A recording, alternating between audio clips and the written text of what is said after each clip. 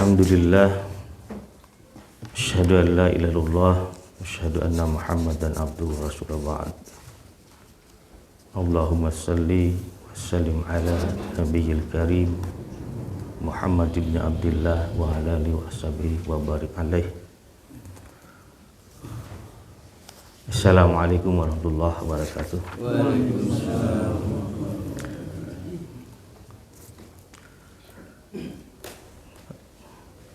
Ya, mungkin karena ini akhir-akhir Ramadan ya, mungkin yang diminta untuk mengisi juga sedang melaksanakan iktikaf 10 harinya bisa jadi, sehingga beliau tidak bisa hadir pada kesempatan ini. Ya, seperti yang saya sampaikan bahwa tentu niat baik tidak boleh berhenti karena sesuatu sebab, dan itu tetap harus dilaksanakan. Para bapak sekalian, pagi hari ini kita akan mencoba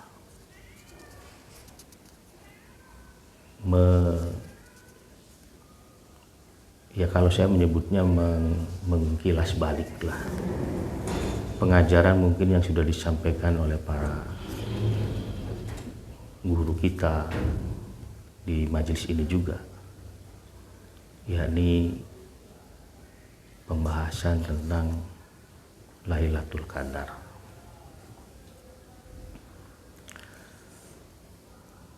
Dalam Quran, surah yang sering dibaca oleh para imam dan juga kita mungkin ketika sholat sendiri, surah itu adalah surah Al-Qadar, dan bunyinya A'udzubillahi minasyaitonirrajim, Bismillahirrahmanirrahim. Inna anzalnahu fi lailatul qadar wa ma adraka ma lailatul qadar. Lailatul qadri khairum min alfi syahr. Tanazzalul malaikatu warruhu fiha bi'izni rabbihim min kulli amr. Salamun hiya hatta matla'il fajr. Inna, sesungguhnya kami, anzalna hu, telah menurunkan hu, itu Al-Quran. Para mufasir menyebut domir hu-nya itu adalah Al-Quran. Fi, di lailatin, itu malam, Al-Qadar adalah qadar. Jadi sungguhnya kami, kata Allah, telah menurunkan Al-Quran ini pada malam qadar. Kita makan sering menyebut malam Lailatul Qadar, padahal Lailatul itu adalah malam. Kentenan anda orang Sunda, ameh antep we.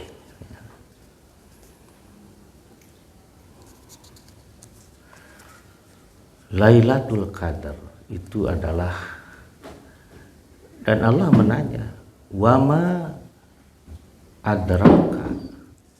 Adra itu dari kata dara, artinya melihat, bukan dengan mata kepala. Dara itu melihat dengan ilmu. Dara yadri dirayah. Itu dalam ilmu hadis itu ada yang disebut dengan ilmu hadis riwayah, ada ilmu hadis dirayah. Ilmu hadis riwayah itu adalah ilmu hadis yang mempelajari hadis dengan membahas bagaimana hadis itu ditransformasi, dimigrasikan dari penutur yang pertama ke penutur yang kedua, begitu seterusnya. Dan ilmu hadis riwayat ini sudah dilakukan sejak zaman Rasul, dan yang menjadi sumber penuturan hadis itu adalah Rasulullah Muhammad SAW. Seperti begini, Nabi duduk, para sahabat duduk juga Nabi menuturkan. Nah, misalnya Nabi mengatakan buniyal Islam ala khamsin. Islam itu dibangun di atas 5. Syahadatu an la ilaha illallah, yang pertama adalah kesaksian bahwa tidak ada ilah kecuali Allah. Wa anni Rasulullah, dan aku ini adalah Rasul Allah. Wa iqamus shalah, yang kedua mendirikan salat. Wa itauz zakah, yang ketiga membayar zakat. Nah, kemudian yang keempat itu adalah wasaum Ramadan, ada juga yang menyebut wasyam Ramadan, saum di bulan Ramadan, dan yang kelimanya adalah berhaji. Ini bangunan yang menjadikan Islam itu kokoh. Ada 5. Satu saja tidak dikerjakan, maka bangunan Islam itu tidak akan tegak. Jadi jangan dikatakan bahwa berhaji itu bukan salah satu yang melengkapi bangunan Islam. Itu adalah satu kesatuan yang utuh.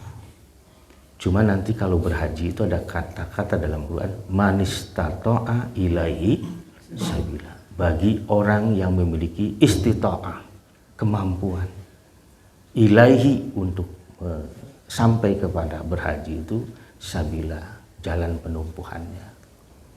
Itulah mengapa nanti para ulama mendiskusikan panjang yang dimaksud dengan istita'ah itu apa. Itu contoh hadis riwayat. Nah, sementara hadis diroyah itu adalah ilmu hadis yang mempelajari hadis itu dari sisi min haitsu qabulihi wa raddihi, dari sisi diterima atau ditolaknya. Dan itu kan berarti membutuhkan upaya verifikasi, upaya tashih kalau dalam bahasa ilmu hadis, atau kalau dalam bahasa kita hari ini validasi. Kita memvalidasi, kan ada istilah verbal, verifikasi dan validasi. Nah, itulah diroyah, yang digunakan adalah ilmu.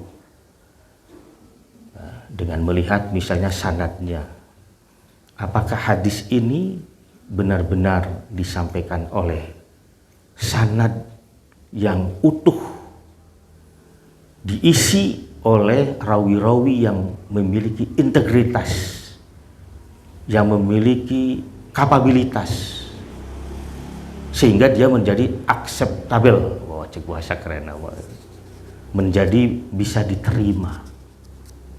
Itu kan dilihat apanya? Dilihat orangnya. Orangnya adil atau tidak. Yang keduanya, orang itu dhabit atau tidak. Kemudian juga akan dilihat apakah dia shadz atau tidak. Artinya apakah hadis ini isinya menentangi riwayat yang lebih kuat. Dan salah satu yang terkuat adalah Al-Quran. Karena Al-Quran itu diriwayatkan bitawatur, dengan mutawatir. Dan juga hadis sahih yang lain, yang asahhu minhu, yang lebih sahih dari dia. Itu nanti ada kriteria, ada indikator dan parameternya. Dan yang terakhir, syarat kesahihan sebuah hadis itu adalah yang tidak ada ilat. Ilat itu apa?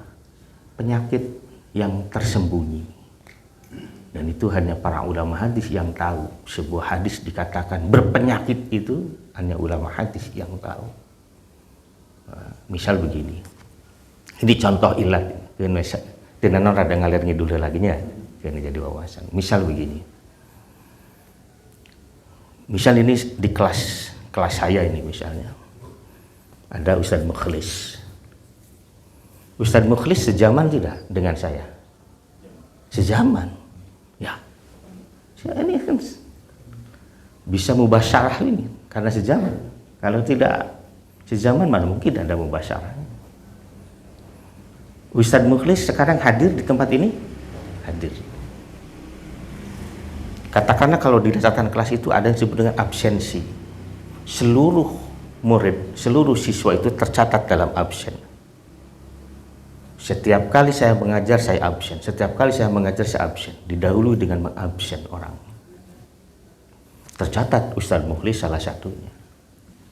Artinya Ustadz Mukhlis itu muasyarah dengan saya, sezaman dengan saya, dan liqa, bertemu dengan saya, berguru ke saya. Ini pura-puranya saja Ustadz Mukhlis ya. Berguru ke saya.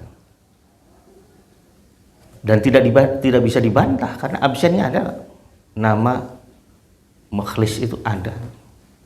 Satu kali Ustadz Mukhlis itu tidak hadir di kelas ini. Saya sedang menjelaskan tentang Lailatul Qadar. Bla bla bla bla bla. Tiba-tiba kelak di kemudian hari Ustadz Mukhlis meriwayatkan sebuah penuturan yang katanya dari saya tentang Lailatul Qadar. Padahal ketika saya membahas, mengkaji Lailatul Qadar, Ustadz Mukhlis tidak hadir. Pertanyaannya, Ustadz Mukhlis itu dapat dari mana cerita itu? Tapi dia mengatakan dari Pak Soekardi. Orang lain percaya. Orang lain percaya. Percayanya apa? Ya karena tercatat sebagai murid. Tetapi bagi orang yang mengerti hadis, dia akan menemukan adanya kejanggalan dalam penuturan. Misal, ketika saya mengatakan bahwa Lailatul Qadar itu bisa jatuh di 10 hari terakhir Ramadan, malam tentu, dan itu bisa terjadi dimanapun atau kapanpun tanggalnya, bisa ganjil, bisa genap. Tetapi saya mengatakan bahwa di malam-malam pengganjil itu kemungkinan besar Lailatul Qadar terjadi itu ya. Tetapi tiba-tiba Ustadz Mukhlis mengatakan bahwa Pak Soekardi mengatakan Lailatul Qadar itu tidak mesti pada bilangan ganjil, tidak mesti pada bilangan ganjil, dan itu bisa terjadi pada bilangan genap. Ada tidak penuturan yang berbeda? Ada kan? Yang pertama kan saya mengatakan bahwa bisa terjadi di sepanjang 10 hari terakhir, kapanpun, genap ataupun ganjil. Tapi penuturan Ustadz Mukhlis apa tadi? Mungkin bisa terjadi pada tidak selalu terjadi pada bulan tanggal ganjil. Ada penuturan meskipun maksudnya sama, bahwa kemungkinan Lailatul Qadar itu pada bilangan ganjil. Cara penuturan yang berbeda itu, itulah yang akan menjadi penyakit itu hadis. Dari mana nanti para ulama hadis, para kritikus hadis itu tahunya? Dari murid-muridnya Pak Kardi yang lain. Ada Pak Aceh, ada Pak Slamet, ada Pak Adi, Pak Odang, terus bapak-bapak yang Pak Ian dan seterusnya. Dilakukan yang disebut dengan cross reference, silang pustaka. Ternyata ada ungkapan yang berbeda ini. Apalagi kalau misalnya bertentangan. Ini senada saja, itu menjadi soal. Karena ada penuturan yang berbeda. Yang lain mengatakan bahwa Lailatul Qadar itu dimungkinkan terjadi di 10 hari terakhir. Tapi Ustadz Mukhlis lebih menekankan pada ganjilnya. Paham maksud saya? Nah, ketika para ulama melakukan deteksi itu, melakukan verifikasi dan validasi silang pustaka kepada muridnya yang lain, ternyata Ustadz Mukhlis itu meriwayatkan sesuatu yang berbeda dari murid-murid Pak Kardi yang lain. Maka dikatakan, apalagi misalnya di antara murid-muridnya Pak Kardi itu ada orang seperti Pak Aceh yang Abbatun nas, au ahfadun nas, au ausakun nas, orang yang paling keren, yang paling terpercaya. Artinya riwayat Ustadz Mukhlis bertentangan dengan riwayat Pak Aceh. Itu salah satunya. Itu ilat. Dan itu diketahui dengan diroyah. Jadi kata daro, adroka, tahukah kamu, wama adroka, tahukah kamu apa yang dimaksud Lailatul Qadar? Jadi Allah itu sedang menuntut kita memikirkan, memerhatikan, mencermati ya, dengan pengetahuan kita. Dan pengetahuan itu adalah pengetahuan yang merefleksikan seluruh pengalaman hidupnya, seluruh pengalaman pembelajarannya, seluruh pengalaman diskusinya, seluruh pengalaman rihlahnya, perjalanan untuk menuntut ilmunya. Dan Nabi adalah orang yang sangat hebat dalam menempuh semua yang tadi saya sebutkan.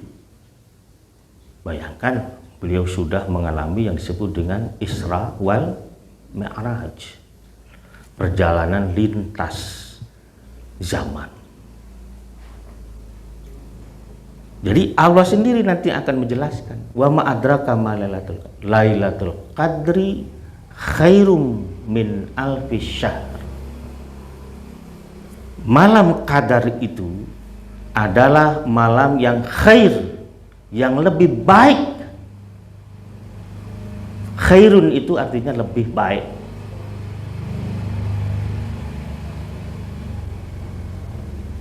Kita sering mendengar segala sesuatu itu harus diikhtiarkan. Ya kan? Ikhtiar itu artinya apa? Usaha kita memanai. Tapi sebenarnya ikhtiar itu adalah usaha untuk mencari yang terbaik. Ikhtiar itu bukan sekedar melakukan, mengerjakan, tetapi apa namanya itu? Pekerjaan yang kita lakukan itu adalah hasil dari memilih didasarkan oleh ilmu yang kita punya, bahwa inilah yang terbaik yang harus kita kerjakan. Itu juga dalam dagang itu disebut dengan khiyar. Proses apa? Tawar menawar untuk mendapatkan harga yang terbaik, juga barang yang terbaik. Dan khiyar itu harus malam yatafarraqa. Jadi ulah khiyar nate geus balik ka imah, aya barang anu cacat karek protes. Itulah mengapa kalau kita membeli periksa dulu. Yang jualan pun harus menjelaskan apa adanya. Ulah barang butut disebut alus. Itulah mengapa haram hukumnya seorang pedagang untuk mengaduk beras yang berbeda jenis. Kan dulu waktu kita krisis beras itu dioplos berasnya. Dan kita juga sekarang ragu apakah benar beras itu nu disebut pandan wangi teh pandan wangi. Kita tahunya beras nu pang enakna cenah beras nu teu Cianjur. Kata orang Tasik, bohong. Itu hanya pelebelan tukang dagang. Yang jelas, kamilah cek orang Tasik yang mengirim bertruk-truk beras ke Cianjur. Dari mana itu Soekardi tahu? Ya dari tukang beras orang Tasiknya. Yang ngirim bertruk-truk ke para penjual itu. Ustadz, dia gudangnya gede sekali itu di daerah Cilembang. Tilas terminal Kapungkur. Ya, itu ada gudang beras tuh banyak sekali. Itu berbagai macam jenis.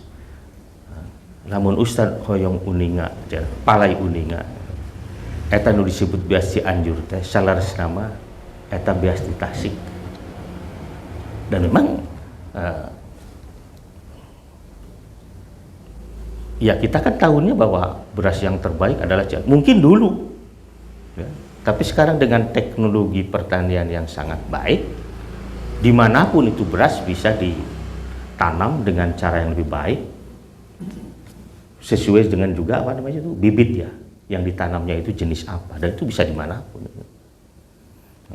Pan ayah sok basa beda China, betul. Ya. Tapi sekali lagi bahwa kita kembali kepada yang tadi kita sebut.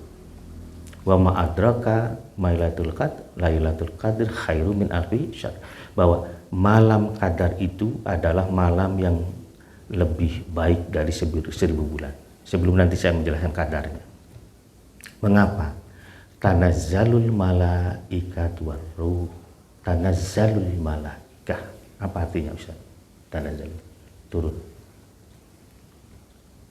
turun tuh para malak. Malaika itu jamak dari malak. Jadi pada malam itu malaikat itu banyak sekali yang turun.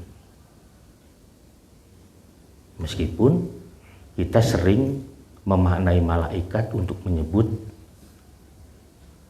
satu jenis malaikat saja, misalnya malaikat Jibril, kita kan sering menyebut begitu, malaikat Jibril.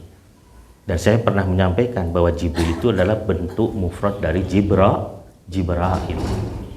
nah, malaikat Jibril. Nah, mengapa di sini malaikat? Karena nanti Allah akan menyebut khusus untuk Jibril dengan kata-kata ar-ruh. Tanazzalul malaikatu war-ruh. Pada malam itu, malam Al-Qadar itu, para malaikat akan turun. Tanazul itu tidak sedang berbicara tentang proses turunnya. Itu kan dari wazan tafa'ala ya tafa'alu, tafa'ul. Tanazzala ya tanazzalu, tanazzul. Tanazul itu untuk menyebutkan kondisi di mana malaikat itu pada waktu itu berada pada posisi yang amat sangat dekat. Dengan siapa? Dengan seluruh penduduk bumi. Tanazul artinya dia diperintahkan oleh Allah Subhanahu wa taala untuk turun dari tempatnya yang semula, tempat di mana telah ditentukan tempat itu adalah tempat mereka dan itu adalah bukan tempatnya makhluk yang lain, tetapi dia ditarik turun ke bawah demi malam yang tadi disebut Lailatul Qadar. Waruh, bahkan Jibril sebagai panglimanya para malaikat turun fiha di malam itu. Tanazzalul malaikatu waruh fiha biizni rabbihim, dengan izin. Izin itu perintah. Jadi kalau izin itu berasal dari yang atas, itu adalah perintah. Biizni rabbihim, atas perintah Rabb mereka. Terus apa lagi? Biizni rabbihim min kulli amr, dengan membawa segala urusan yang baik-baik. Kan tadi khair kata kuncinya. Kata kuncinya adalah khair. Tanazzalul malaikatu wa rufiha bin rabbihim kulli amr. Salamun. Apa itu salam? Kedamaian. Ciri dari malam itu adalah damai. Itulah mengapa nanti ada banyak kisah yang disampaikan. Kita boleh percaya, boleh juga tidak. Karena ini kan pengalaman batin setiap orang yang tidak bisa disamaratakan. Cuma ini ada penuturan-penuturan dari para ulama dan juga para pelaku atau pelakon suluk. Orang yang bertarekat. Bertarekat itu jangan dimaknai sebagai tarekat Nasabaniyah dan seterusnya, bukan ya. Bertarekat itu artinya orang yang menyiapkan diri, menyediakan diri, mempersiapkan diri memang untuk melakukan takorub kepada Allah Subhanahu wa taala dengan cara-cara yang Rasulullah tuntunkan kepada dia, yang Rasulullah ajarkan kepada dia. Itu nanti dalam fikih Lailatul Qadar itu dijelaskan oleh para ulama itu seperti apa. Nah, saking damainya itu nanti kan ada ada ciri-ciri. Katanya pada malam itu di siang harinya itu cuaca itu tidak terlalu panas, juga tidak terlalu dingin. Itu kata Nabi. Nah, sejuk sekali. Apakah itu akan dirasakan oleh semua orang? Wallahu a'lam. Bahkan Nabi pernah beliau mendapati malam itu di malam 21. Itu dalam sahih riwayat dalam sahih Bukhari. Malam ke-21. Ketika paginya beliau mengatakan bahwa Lailatul Qadar itu telah lalu. Ketika kita bersujud di tanah yang basah. Ketika itu Nabi mengatakan. Dan ketika itu para sahabat tuh, berarti tadi malam. Nah, jadi para sahabat kabolosan tidak hafal. Dan memang tidak akan ada seorang pun yang hafal kecuali Rasulullah SAW dan orang yang mengalaminya sendiri. Terus juga ada pengalaman orang, katanya itu pepohonan itu bertasbih, rokok, tiupan anginnya amat sangat lembut, dan seterusnya dan seterusnya. Ada banyak pengalaman. Dan itu hatta matla'il fajr. Dan itu hatta matla' sampai terbitnya, waktu terbitnya fajar. Artinya subuh. Itulah mengapa Siti Aisyah bertanya kepada Rasulullah, "Ya Rasul, apa yang harus kami lakukan pada malam-malam itu?" Rasulullah hanya mengatakan, perbanyaklah kamu mengucap, Allahumma innaka afuwun tuhibbul afwa fa'fu anni. Allahumma, wahai Allah, innaka, sesungguhnya engkau itu afuwun, maha pemaaf. Allahumma innaka afuwun, sesungguhnya engkau adalah maha pemaaf, wahai Allah. Tuhibbul afwa, dan engkau pun menyukai, menyenangi, mencintai itu permaafan. Fa'fu anni, oleh karena itu maafkanlah aku. Jadi malam qadar itu harus kita manfaatkan secara maksimal untuk apa? Melakukan permintaan maaf kepada siapa? Kepada Allah. Dari peristiwa Aisyah radhiyallahu anha bertanya kepada Nabi, itu menunjukkan bahwa siapapun dimanapun itu bisa mendapatkan Lailatul Qadar, itu malam qadar itu. Kan Siti Aisyah tidak di masjid, beliau di rumah. Paham? Siti Aisyah di rumah, tidak di masjid.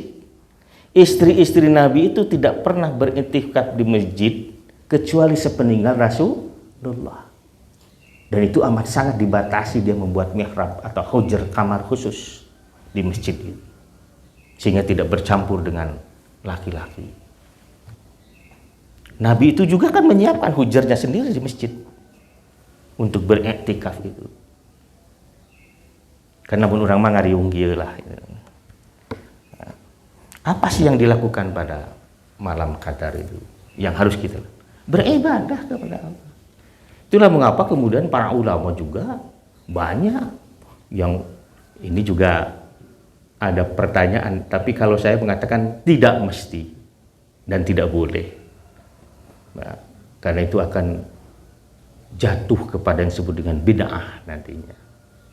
Nah, itu tadi mengadakan sholat khusus, paham ya? Sholat apa katanya? Sholat Lailatul, padahal tidak demikian. Rasulullah melaksanakan sholat malam seperti sholat malam biasa. Cuma beliau akan lebih hebat, baik dari sisi bacaan dan juga panjangnya itu ayat yang dibaca. Dan Rasulullah itu kan bertarwih, orang nyebut nanti gitunya. Bertarwih itu cuma 3 kali seumur hidupnya di masjid. Masjid ya, gitu ya. Karena selebihnya beliau itu melakukannya di rumah. Jadi kalau ada pertanyaan ke saya, lebih utama mana, tarawih di rumah atau di masjid? Tanya kepada diri masing-masing. Kan afdhalus shalah, seutama-utama salat untuk seseorang itu adalah fi baitihi, di rumahnya, ila al-maktubah, kecuali yang diwajibkan. Itulah mengapa Rasulullah senang melaksanakannya di rumah. Sunah-sunah. Kalebet lamun sholat qobla subhi, ngan orang mau pilih tebih teuingnya. Sholat qobla subuh di imam kadi tinggalin takbiratul ihramna imam. Karena Rasulullah ketika itu rumahnya kan pinggir masjid. Betul enggak? Rasulullah itu rumahnya pinggir masjid. Antara masjid dan rumahnya ada yang disebut raudhah. Itu yang menjadi rebutan para jamaah umroh dan jamaah haji para ya amirah dengan para hujjaj rebutan pas sedap malah silih tajam silih tendang aneh juga ibadahnya bikin kasih silih tajam kan berebut apalagi kalau musim haji pas selamat kan itu luar biasa Pak Ian itu pasti tahu yang sudah ke sana pasti tahu lah kalau musim haji itu di Raudhah penuhnya luar biasa ya cuma berapa meter itu tempat itu sempit sekali sempit untuk ukuran banyak orang ribuan orang kan itu pas sedap gitu tapi banyak juga orang memaksakan diri untuk sholat di sana Raudhah. Nah apa yang dimaksud dengan malam qadar itu yang disebut khairum min alfis syahr. Kata qadar itu adalah dari kata qadar. Dalam Quran surah Talaq itu kan qad ja'alallah likulli syai'in qadara. Itu ayatnya kan nyambung. Wa may yattaqillaha yaj'al makhraja wa yarzuqhu min haitsu la yahtasib. Wa may yatawakkal 'alallah fa huwa hasbuh. Innallaha balighu amri qad ja'alallahu likulli syai'in qadara. Sesungguhnya Allah itu telah menjadikan untuk segala sesuatu itu qadar. Apa itu?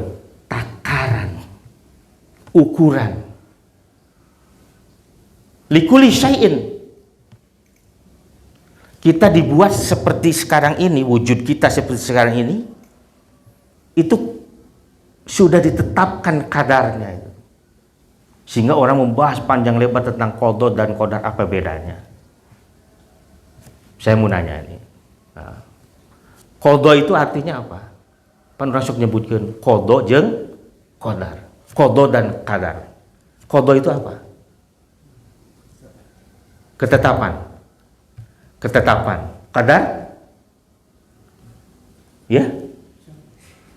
Qada qadar orang sok nyebut takdir, ya kan?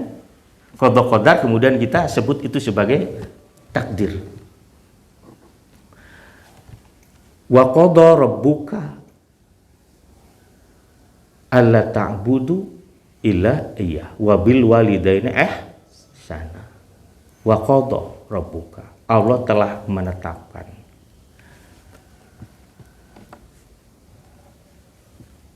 Ketetapan yang disebut dengan qada itu adalah ketetapan yang bersifat umum. Bahwa orang ini akan mati, orang ini akan sakit, orang ini akan menikah, orang ini akan mendapatkan rezeki, orang ini akan sehat, orang ini akan celaka, orang ini akan binasa, orang ini akan begini-begini. Itu sudah ditetapkan oleh Allah di Lauhul Mahfuz. Tetapi juga pada yang sama, Allah telah menetapkan takarannya untuk semua makhluk yang dicipta termasuk untuk manusia. Itulah mengapa dalam hadis riwayat Imam Muslim disebutkan bahwa Allah itu telah menetapkan maqadirul khalaik. Maqadir itu apa namanya? Takaran-takaran itu. Bagian-bagian yang secara cermat oleh Allah sudah ditetapkan untuk masing-masing makhluknya. Untuk bulan seperti apa, untuk matahari seperti apa, untuk bintang seperti apa. Dan harus bagaimana, kalau dia berputar itu putarannya seberapa banyak. Kalau harus jauh dia dari matahari itu planet harus seberapa jauh. Itu sudah ditetapkan, termasuk juga kita. Itulah mengapa kan ayat bahasa di Sunda mah jodoh, pati, bagja, cilaka. Nah, itu sudah ditetapkan. Benar. Sudah ditetapkan. Mati kita itu kapan? Sudah ditetapkan. Tetapi dengan cara seperti apa kita mati, itulah yang disebut dengan qadar. Oh, dengan sakit, betul. Dengan seberapa lama itu sakit, dan juga berat atau ringan sakitnya itu, sehingga seseorang itu menjadi mati. Kita sering orang Sunda mendengar istilah seperti kasamberku helang. Itu artinya apa? Mendadak. Itu kata kita kan? Padahal eta teh ku Allah mah dicatat. Kakak istri saya itu, salah satu yang meninggal itu, 4:30 sampai 5:30 di rumah saya. Waktu di Padalarang. Ngobrol. Kelihatan oleh saya sehat. Ngobrol, seserian, biasa. Pulang. Jam 6:30 dapat telepon dari istrinya bahwa suaminya sakit di dada dan katanya menjalar ke seluruh tubuh, dicepeng sakit. Orang kemudian bilang itu sebagai angin duduk katanya. Dibawa ke rumah sakit ke Dustira. Saya pun ditelepon, saya berangkat ke rumah sakit. Ketika sudah dipasangnya apa tuh namanya tuh, pacu jantung ya, dan seterusnya. Kemudian saya pegangi itu apa namanya itu, ibu jari kakinya itu. Ini dalam pengalaman saya, ini sepertinya sudah tidak ada. Tapi dokter belum memutuskan. Ya mungkin karena ilmunya, wallahu alam. Karena harus ada kepastian mungkin ya, berdasarkan ilmu. Cuma kan saya kasihan kan. Saya ngomong sama dokter jam 9:30 itu. Dok, saya mau ini saja. Ini dari pengalaman saya bahwa kakak istri itu sudah tidak ada. Oh gitu Pak ya? Kami juga berpendapat seperti itu.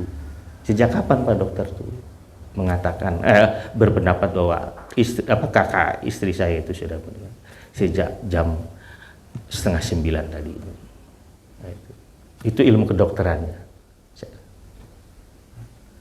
Terus bagaimana Pak? Nah, sudah. Karena memang sudah tidak ada, mau seperti apa lagi? Cabut saja seluruh anak.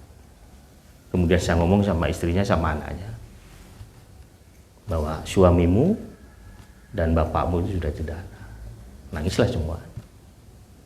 Kemudian kan ada prosedur lain kan? Harus menunggu berapa jam katanya? 2 jam. Saya katakan menunggu apa lagi untuk bisa dibawa? Wah itu silakan tergantung keluarga. Enggak, bawa pulang sekarang. Kemudian telepon ambulan, kita bawa pulang, kereta apa mobil jenazah dibawa pulang. Itu kadar. Coba bayangkan. Sampai 5:30 masih ngobrol, masih bisa tertawa. 6:30 ditimpa serangan jantung, kemudian dinyatakan meninggal. Kadar. Dan yang seperti itu banyak. Malah orang yang sakit-sakitan, sakitnya parah pisan, cek batur masa kedeng dege maot. Jag deui. Bisa nguseup deui malah kata teh syukuranana teh. Dibere jag-jag kalah ka nguseup. Lain asup ka masjid deui. Lain maca Quran, lain zikir, kalian pakai nguseup. Gitu. Barujung siganu agul reus, ayo disangka maot ku batur. Ceplak ngapleh itu gimana, aduh ya Allah, lain memikirnya. Nah maksud saya bahwa kadar itu adalah takaran-takaran. Itulah mengapa disebut oleh Allah khairum min alfi syahr. Lailatul Qadar itu adalah malam di mana Allah menetapkan kebaikan kepada seseorang, yang ketika kebaikan itu dilakukan, maka kebaikan itu menjangkau 1000 bulan. Kalau dikonversi, ada yang menyebut 83 tahun, ada yang menyebut 85 tahun. Coba bayangkan. Orang usianya 40 tahun, dapat malam itu. Dia mendapatkan jaminan kebaikan berapa itu? 85 tahun kita maksimalkan saja. Isukna maut. 40 tahun lebih sapo. Artinya kebaikan yang Allah kasih kepada dia melampaui usianya. Coba orang yang seperti ini masuk surga itu harus dihisab tidak? Pasti tidak. Karena malam Lailatul saya juga jadi ikutan malam Lailatul Qadar. Karena malam Qadar itu adalah malam yang menghancurkan seluruh kesalahan yang pernah kita buat. Karena malam itu adalah malam di mana kita ini dibersihkan, disucikan dari seluruh sayyiat. Nukafir anhum sayyiatihim. Kami yang akan menutup, menghapus itu seluruh kesalahannya. Ini beres. Dia itu seperti kayomi waladathu ummuh. Orang yang mendapatkan malam itu seperti seperti anak yang baru dilahirkan oleh ibundanya. Suci bersih. Tidak ada alasan bagi Allah untuk menghisab dia. Karena Allah sendiri yang telah memutuskan bahwa kamu sudah mendapatkan itu. Dan orang yang mendapatkan Lailatul Qadar itu tidak akan pernah bisa lagi melakukan kesalahan.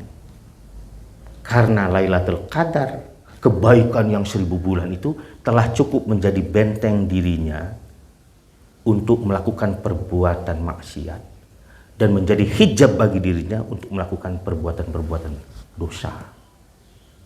Karena ada apa? Ada alarm, ada sensor yang diberikan Allah. Entong. Yang ditunjukkan kepadanya hanyalah kebaikan, dan kebaikan. Itulah orang yang mendapatkan maaf itu akan bersikap tenang menghadapi apapun persoalan hidup setelahnya. Dan dia akan terus bersyukur kepada Allah. Nah, itulah mengapa Nabi itu sangat yang disebut dengan tahari itu artinya apa itu? Membiasakan diri dalam arti mengamati dengan amat sangat cermat kapan ini malam, kapan. Itulah mengapa di 10 hari terakhir itu kita diperintahkan.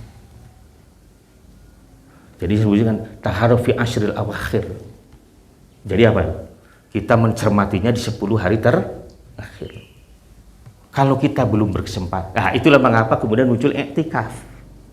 I'tikaf itu adalah instrumen yang memungkinkan kita itu mendapatkan itu. Mengapa? I'tikaf itu dari kata akafa. Akafa itu apa artinya? Fokus. Akif itu orang yang fokus. I'tikaf itu dari kata akafa. Artinya apa tadi? Fokus. Kan kalau fokus berarti tidak memikirkan sesuatu yang lain, ya enggak? Itu mengapa itu para penyembah berhala begitu luar biasa diingatkan bahwa itu sesat, itu tidak benar, sembahlah Allah dan sebagainya. Mereka tetap tidak mau karena dia fokus kepada apa yang menjadi sembahannya. Itulah pula kemudian kata ini digunakan Allah dalam surat Baqarah itu ketika menjelaskan Nabi Ibrahim. Kan antohiro baitya lit-ta'ifin wal 'akifin wa ruk'i sujud. Ka'bah itu dibangun dan harus kalian bersihkan wahai Ibrahim dan Ismail. Untuk siapa? Lit-ta'ifin, untuk mereka yang tawaf. Wal 'akifin, dan untuk orang yang i'tikaf di masjid itu. Fokus beribadah kepada Allah. Wa ruk'i sujud, dan untuk orang-orang yang ruku dan sujud. Nah, itulah mengapa i'tikaf itu disiapkan sebagai instrumen yang memungkinkan kita bisa dapat. Tapi tidak berarti setiap orang yang i'tikaf dapat juga. Sebab ayah jelema nu i'tikaf teh ngandon daripada pusing di imah diriwahan wae ku pamajikan jeung budak. Sakedeung-kedeung paker baju lebaran Pak keur ieu geus daripada pusing di masjid we mah. Eta mah lain ge i'tikaf, eta mah lari dari masalah itu. Itu kacau dia mah itu. Lain menang pahala, itu menang dosa, itu ninggalkan kewajiban. Itulah mengapa saya katakan orang yang beriktikaf tidak boleh mencela orang yang tidak beriktikaf. Iktikaf itu sunnah hukumnya. Saum saja yang wajib dalam kondisi tertentu bisa ditinggalkan. Wa in kana maridun ala safarin fa iddatu min ayamin ukhra. Untuk itu saum. Itulah mengapa ketika istri Nabi mau itikaf, jangan kamu di rumah saja pada istrinya. Kalau itikaf wajib, itu tidak akan memandang siapa. Betul tidak? Ibadah kan tidak memandang gender.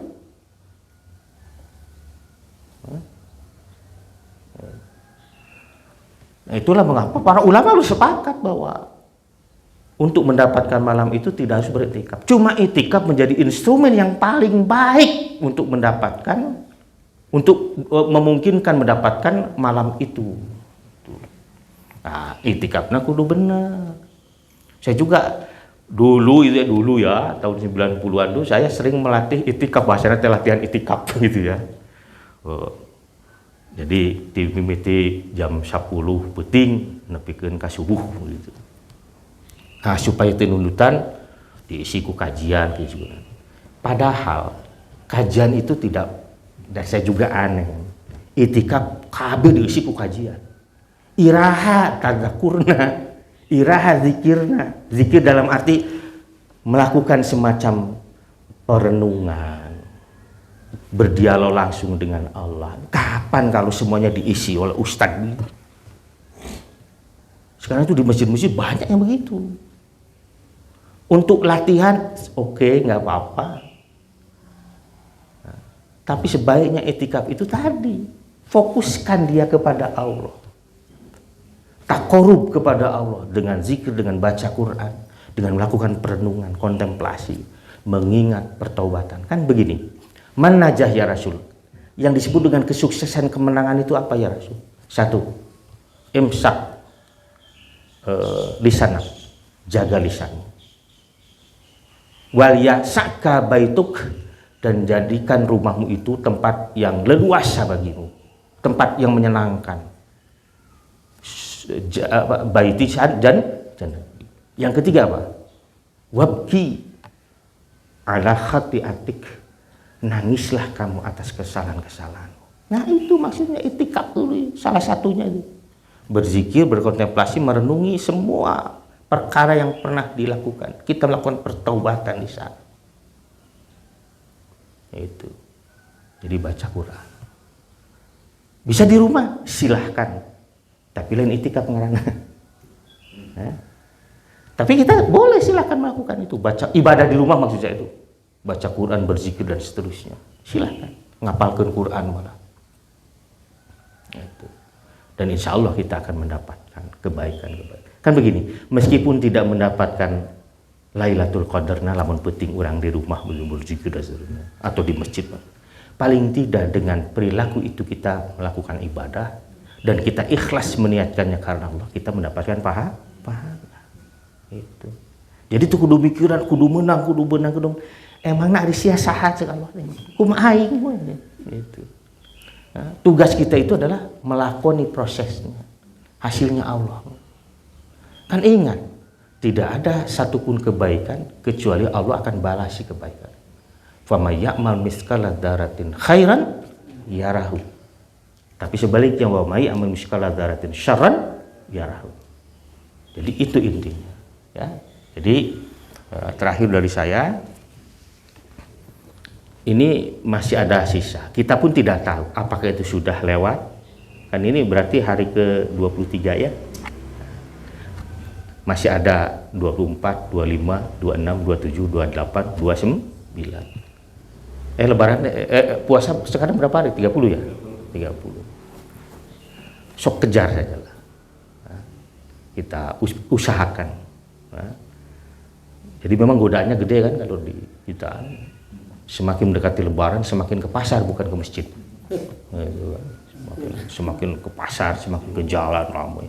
Saya juga kaget pada hari awal. Kok mendadak jalan Cimahi pada larang pinuh na minta ampun. Pokok bisa menang THR kami itu. Hari apa itu saya kaget, saya nanya sama yang nganter itu. Namun asap pinuh bapak ningali po ieu. Kalau luar naon? Pentos teuing THR. Bener. Jadi, tapi ya silahkan. Yang penting tadilah hati harus dijaga, zikir dimanapun itu yang paling penting itu. Itu mungkin. Ya. Innallaha indahu ilmus sa'ah. Sesungguhnya di sisi Allah itu pengetahuan tentang as-sa'ah, kiamat. Wa nuyadilu guys, dan juga kapan itu hujan diturunkan. Wa ya'lamu ma fil arham, dan apa? Ia mengetahui apa yang ada dalam rahim-rahim setiap orang, di kedalaman perut setiap orang. Wa ma tadri nafsu madza taksibu ghadan. dan tidak ada satupun jiwa yang tahu apa yang akan dikerjakan esok hari. Wa matadri nafsum bi ayyi tamut, dan tidak ada satupun orang yang tahu di mana dia akan mati. Innallaha alimun khabir. Sesungguhnya Allah itu maha mengetahui dan maha awas. Jadi jaga-jaga saja. Kita tidak tahu apa yang terjadi esok hari, dan kita pun tidak tahu di mana kita akan mati. Yang perlu adalah mempersiapkan. Nah, bulan Ramadan ini yang di akhir ini jadikan sebagai bentuk upaya kita, ikhtiar kita untuk mendapatkan kebaikan-kebaikan. Itu saja mungkin. Ya. Ada yang mau ditanyakan dulu, boleh? Jadi Lailatul Qadar itu adalah malam di mana Allah menetapkan ragam kebaikan, tentu kepada siapapun yang Ia kehendaki. Dan salah satu salah satu ikhtiar yang harus kita kerjakan itu salah satunya adalah i'tikaf. Tentu ada ikhtiar yang lain, membaca Al-Quran, berzikir kepada Allah, menghadiri ta'lim dan seterusnya, diskusi dan seterusnya. Itu intinya. Mungkin ini tambahan. Nanti setelah wafat Rasulullah itu, malah Nabi itu diriwayatkan dalam satu kisah, bukan satu kisah, maksud saya satu riwayat. Nabi itu sampai pernah sempat itu beriktikaf bukan 10 tapi 20 hari. Dan itu pula yang dilakukan oleh para sahabat yang lain, termasuk para istri Nabi. Jadi kalau iktikaf itu bebas, cuma nanti yang lebih utama di 10 hari terakhir. Kalau ada pertanyaan ke saya, memang iktikaf harus 10 hari? Kalau kita mau mengikuti apa yang dicontohkan Rasulullah berarti 10 hari. Tapi tidak berarti kalau kita beriktikaf 1 jam, 2 jam, 3 jam bukan iktikaf. Para ulama itu sudah bersepakat bahwa iktikaf itu ada yang umum, ada yang khusus. Nah, yang khususnya yang tadi itu di bulan Ramadan itu, yang 10 hari, ya. Terakhir siang malam itu, bukan hanya malamnya saja tapi siang malam. Tapi kita bisa ambil malamnya saja. Nah, bisa juga tadi itu. Bapak-bapak nih menunggu zuhur, saya mau jam 11 ke masjid. Diniatkan etikaf, jadi etikaf. Insya Allah. Itu ulama sudah mengatakan begitu. Cuma nanti ada syarat rukunnya etikaf itu, cek bahasa fikihnya. Lamun etikaf itu menang ngobrol. Itu menang dengan telepon. Itu menang nyawa HP. Lain gak etikaf itu mah. Sebab etikaf itu apa? Fokus kepada Allah. Ya mah etikaf beri nyawa HP, lain etikaf itu mah. Hayang nyawa HP teka ganggu ku budak. Itu jadi fokus saja niatnya. Etikaf. Dan orang yang etikaf tidak boleh itu mengantar jenazah, bahkan takziahan itu tidak boleh itu. Namun yang meninggal, orang yang sedang beriktikaf itu tidak boleh, kecuali dia membatalkan iktikafnya. Jadi kalau iktikaf, nggak Islam iktikaf cicing di masjid, tak, nah itu udah. Mau berapa jam? 3 jam, berarti 3 jam itu nggak boleh macam-macam. Nabi saja untuk menyisir rambut cuma dinajan dalam masjid, ku Siti Aisyah tidak keluar masjid. Abdullah bin Umar itu etikaf, ada orang meninggal, hari-hari lain hari-hari ku sabab hambung lain ke etikaf. Karena ngurus mayit mah geus loba. Kan fardu kifayah hukumnya. Nah, itu ya. Jadi boleh silahkan kalau misalnya ada yang punya kesempatan nanti sebelum zuhur saya jam 11 mau di masjid etikaf sampai ke zuhur. Nah, itu boleh, itu silahkan, nggak apa-apa. Itu para ulama sudah mengatakan dan bersepakat itu silahkan. Cuma yang lebih khas, lebih utama tadi 10 hari. Nah, itu bisa ya dipahami. Nah, itu saja mungkin, mudah-mudahan ya pertemuan kita ini menjadi hujah kita nanti di hadapan Allah bahwa kita pernah bersama dalam kebaikan. Dalam ridho Allah juga kita memohon agar keimanan kita terus dikuatkan sehingga menjadi takwa, di mana kita bisa memilah dan memilih apa yang boleh dan tidak boleh, apa yang baik dan tidak baik, apa yang mulia dan menghinakan. Kita tutup dengan doa. Allahumma sholli wa sallim ala Muhammadin wa alihi washabihi ajmain. Allahumma rabbana zalamna anfusana wa illam taghfir lana wa tarhamna lanakunanna minal khasirin. Rabbana hab lana min azwajina wa dzurriyyatina qurrata a'yun waj'alna lil muttaqina imama. Rabbana atina fid dunya hasanah wa fil akhirati hasanah. Subhanakallahumma wa bihamdika asyhadu an la ilaha illa anta astaghfiruka wa atubu ilaik. Aqulu qawli hadza wa astaghfirullaha. Wassalamualaikum warahmatullahi wabarakatuh.